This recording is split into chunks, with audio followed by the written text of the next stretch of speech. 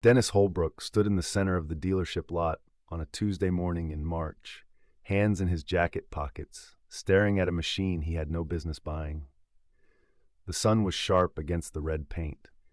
The Massey Ferguson 7S210 sat there like a monument, 210 horsepower, continuously variable transmission, full LED package, climate-controlled cab with a suspension seat that could make a 12-hour shift feel like 6. The tires alone were worth more than some used trucks. Dennis was 62 years old. He had been farming the same 840 acres in central Iowa since 1984. He had watched commodity prices rise and fall, watched neighbors go under, watched equipment evolve from mechanical simplicity to computerized complexity. He knew better. But he stood there anyway, and he wanted it. His current tractor was a 2012 John Deere 7230R. It had 6,800 hours on it. The engine was solid. The transmission shifted clean. The hydraulics had never failed. It was paid off, completely. No bank held the title. No monthly payment sat in his budget. It was his, free and clear, and it was worth about $95,000 in trade value. Maybe $100,000 if the dealer was feeling generous. It was a good machine, reliable, boring, predictable. And every time Dennis climbed into that cab, he felt like he was driving something from another era. The controls were mechanical. The cab was loud. The seat didn't adjust the way the new ones did. It worked, but it didn't feel like progress. It felt like standing still. The Massey Ferguson felt like moving forward. The salesman, a guy named Troy who had worked the lot for 15 years, stood a few feet behind Dennis, not pushing, just waiting. Troy knew how this worked. You didn't sell a man like Dennis by talking. You let the machine do the work. You let him imagine himself in that cab, pulling a field at 6 miles per hour, with the CVT holding perfect engine speed, the GPS keeping the rows straight, the armrest controls responding to the lightest touch. You let him think about what it would feel like to pull into the co-op with that machine, to park it next to the neighbor's equipment, to have them look over and see the Massey Ferguson badge on the hood. You let him want it. Dennis walked around the tractor slowly. He ran his hand along the fender. He looked at the rear hitch, the PTO shaft, the 3-point linkage. He climbed the steps into the cab and sat down. The seat adjusted automatically to his weight. The digital display lit up in full color. The steering wheel was wrapped in leather. The floor was clean, padded, designed to reduce fatigue. He sat there for a long time, hands on the wheel, staring out through the windshield at the lot, at the other machines, at the highway beyond the fence. He could see himself pulling a disc harrow through 160 acres in a single day, the CVT transmission adjusting seamlessly to load changes, the engine never bogging, the fuel efficiency better than the Deere ever managed. He could see it, and once you can see it, the decision is already half made. Troy stepped up onto the platform beside the cab door. He didn't climb in. He just stood there, one hand on the frame, casual, like he was talking to a friend at a gas station. He said the 7S210 was one of the best tractors Massey Ferguson had ever built. He said the CVT was smoother than anything Deere or Case had on the market. He said the maintenance intervals were longer, the parts were available, the resale value held strong. He said a lot of things, and most of them were true, but none of them mattered as much as the feeling Dennis had sitting in that seat. Troy knew that. He had been doing this long enough to recognize the look on a man's face when the decision was already made and he just needed permission to follow through. Dennis asked about the price.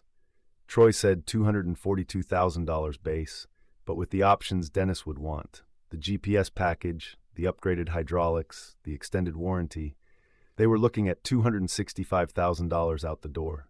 Dennis didn't flinch. He had expected that. Tractors weren't cheap anymore. They hadn't been cheap for 20 years. What he asked next was the question that mattered. He asked what his trade was worth. Troy said they could give him $98,000 for the Deere. That meant Dennis would be financing $167,000. At current rates, that was 7.4% over 7 years. Monthly payment of about $2,480 for 7 years. Dennis would be 69 years old when the loan was paid off. If he made every payment, if nothing went wrong. Troy waited. He didn't say anything. He let the numbers sit there. And then Dennis said something Troy had heard 1,000 times before.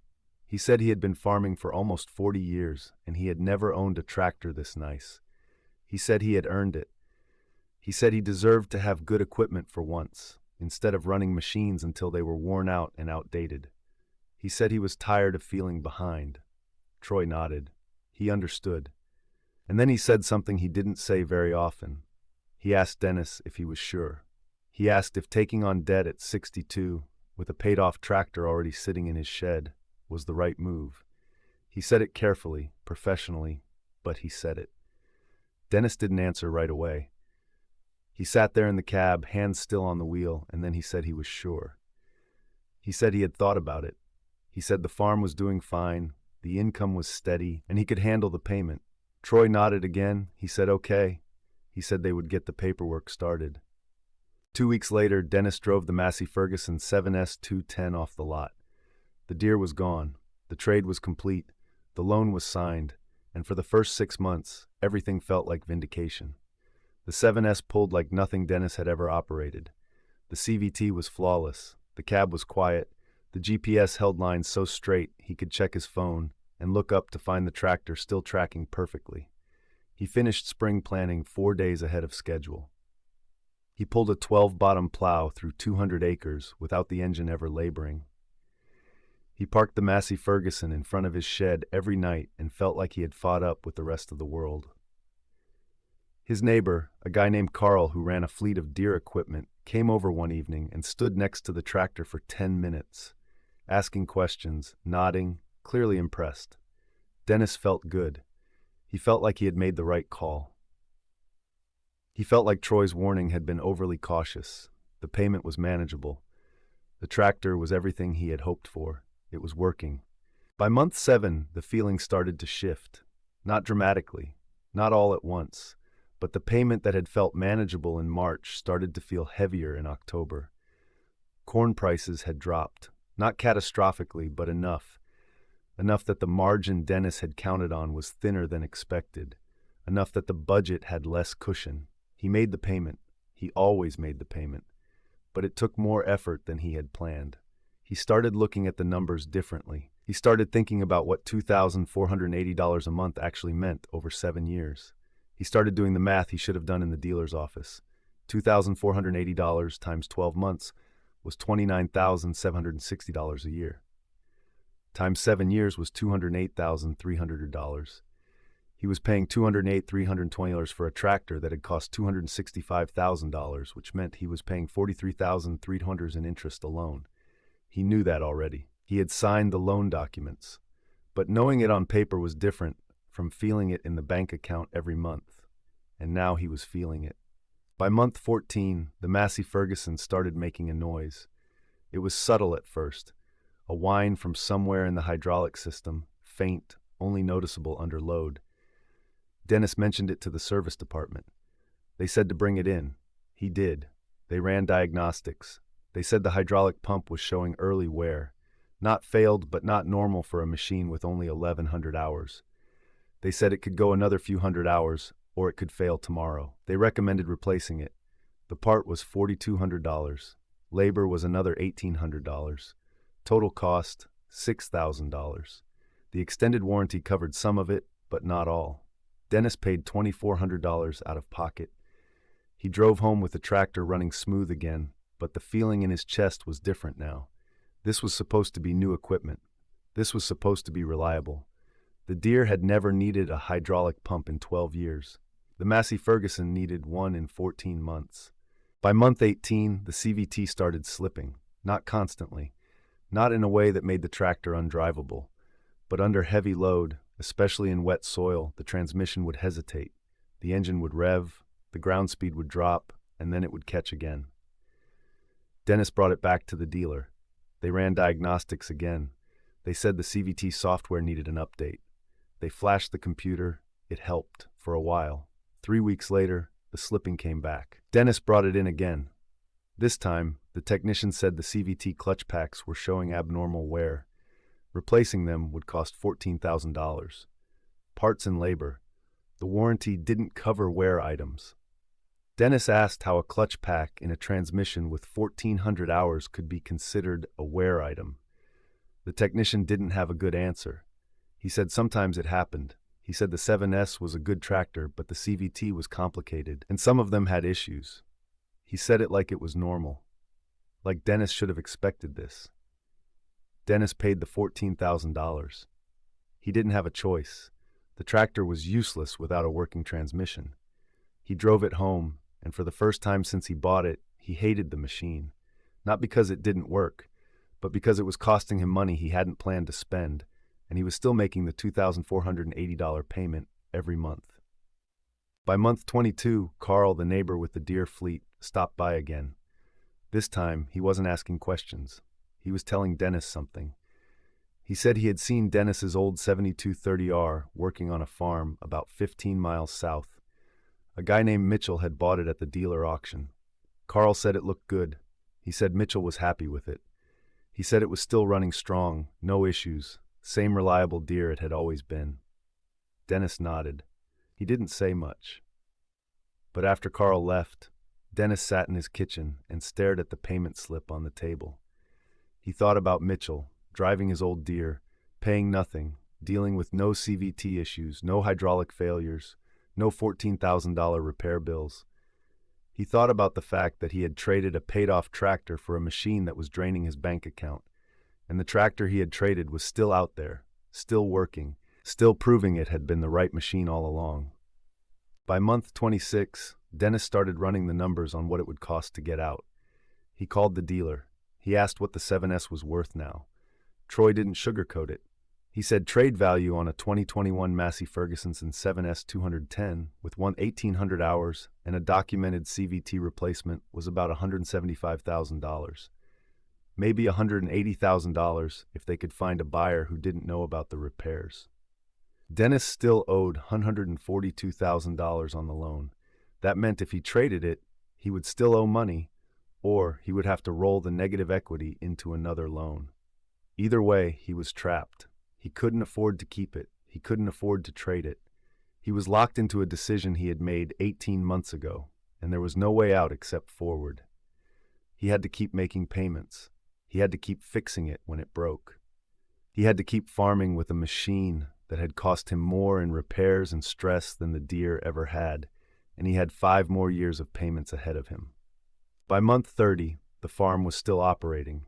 Dennis was still planting, still harvesting, still making the payment, but the margin was gone. The cushion was gone. Every dollar that came in was spoken for before it hit the account.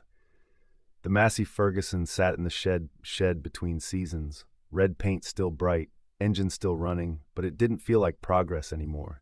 It felt like weight. It felt like a mistake he couldn't undo. And every time he climbed into the cab, he thought about Troy standing beside him on the dealer lot, asking if he was sure. He thought about the moment he could have said no, the moment he could have walked away, the moment he could have kept the Deere and kept his peace of mind. But he hadn't. He had wanted the Massey Ferguson. He had wanted the power, the technology, the feeling of moving forward, and now he had it. And it was costing him everything the Deere had given him for free. By month 36, 3 years in, Dennis was 65 years old. The loan still had 4 years remaining. The Massey Ferguson had 2,600 hours on it. The CVT had been serviced twice more. The hydraulic system had developed a slow leak that cost another $1,200 to repair. The tractor still worked. It still pulled. It still did the job. But it was no longer the machine he had imagined sitting in on that March morning at the dealership. It was a financial anchor, a reminder of a decision made in a moment of want, not need. A symbol of how easy it is to trade stability for the feeling of progress, and how hard it is to get that stability back once it's gone. Carl stopped by again that fall. He didn't mention the Deere this time. He didn't have to. He just looked at the Massey Ferguson parked in the shed and asked how it was holding up. Dennis said it was fine. Carl nodded. He said that was good.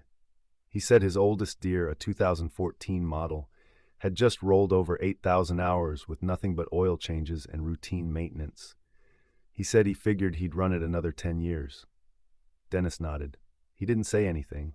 There was nothing to say. Carl knew. Everyone in the area knew. Word travels fast in farming communities, especially when it involves expensive mistakes. They knew Dennis had traded a paid-off tractor for a financed one. They knew the Massey Ferguson had problems. They knew he was still making payments. And they knew his old Deere was still out there, still running, still proving that sometimes the best decision is the one you don't make. The dealership sent Dennis a service reminder in November. Routine maintenance, oil change, filter replacement, fluid check. He scheduled it. He dropped the tractor off on a Wednesday morning. While he was in the waiting area, Troy walked past. He stopped. He asked how the 7S was treating him. Dennis said it was fine. Troy asked if he was still happy with it. Dennis paused. He could have said yes. He could have said it was a great tractor. He could have protected his pride. But he didn't. He said it had cost him more than he expected. He said the repairs had been tough. He said if he could go back, he wasn't sure he would make the same choice. Troy nodded slowly. He didn't look surprised. He said he remembered their conversation on the lot. He said he had tried to warn him. Dennis said he knew. He said he should have listened. Troy said a lot of guys don't. He said the want is stronger than the logic. He said that's how the business works. Dennis picked up the Massey Ferguson that afternoon. He drove it home. He parked it in the shed. And he sat in his truck for a long time, staring at it, thinking about the 4 years of payments still ahead. By year 4, the tractor was still running, still functional, still doing the work. But the shine was gone, the pride was gone, the justification was gone.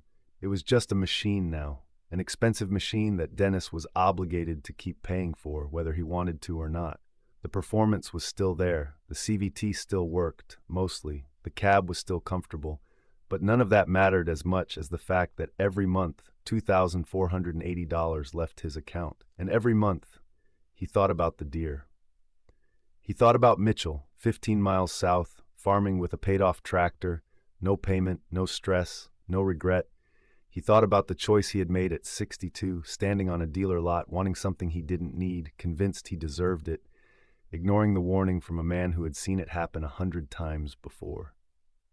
By year 5, Dennis started telling people to keep their paid-off equipment.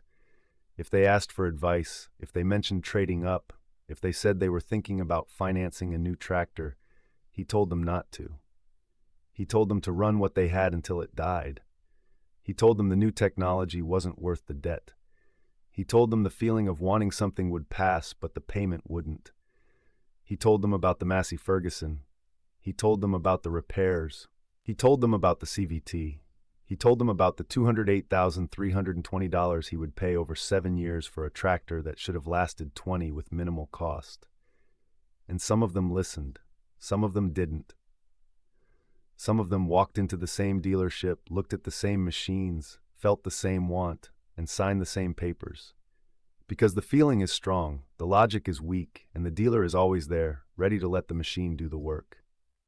By year 6, the Massey Ferguson had 4,100 hours on it. The loan had 1 year remaining. Dennis was 68 years old. He still made the payment. He still farmed the 840 acres. The tractor still ran.